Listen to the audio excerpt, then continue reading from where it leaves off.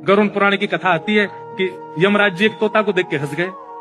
तो तोता बोला कोई और हंस जाए तो बात बनेगी, यमराज हंस रहा है। तोते के मित्र थे गरुड़ जी, भगवान के वाहन।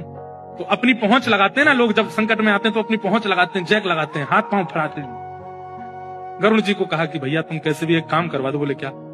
ये यमराज जी मुझे देख के हंस गए हैं, मुझे लग रहा है अब मेरे जीवन के दिन 4 बचे हैं।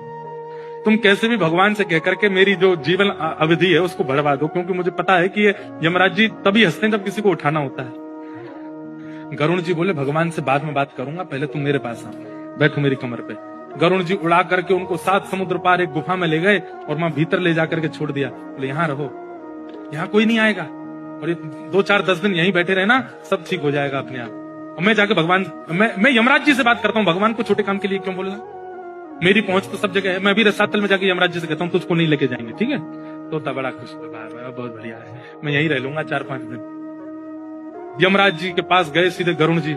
गरुड़ जी तो भगवान के वाहन है, सब खड़े होते हैं, उनको देख के यमराज जी बोले आइए आइए। कैसे आए? बोले हम बस एक बात कहने आए हैं, फिर हमको जाना है वैकुंठ। हमारा एक मित्र है तोता, वहां का, उसका ये नाम है। बोले अच्छा, तुम उसको देख के हंस गए थे परसों, क्यों हंसे थे? कोई योजना बन रही हो तो मत बनाना। अच्छा, उस वन के तोते के बारे में? बोले हाँ, मैं तो उसको देख के इसलिए हंस गया था, मैंने कि देखो कैसे कर्म की विधि, ये अभी यहाँ बैठा है और इसकी मृत्यु 7 समुद्र पार एक गुफा में बिल्ली के खाने से होगी, और मैं ये सोच के हंस रहा था कि ये 7 समुद्र पार पहुंचेगा कैसे। तभी यमराज जी बोले देखो देखो आ गया। पीछे देखा तो उस तोते की आत्मा आ रही थी, मर गया। गरुड़ जी बोले मैं ही छोड़ के आया था इसे।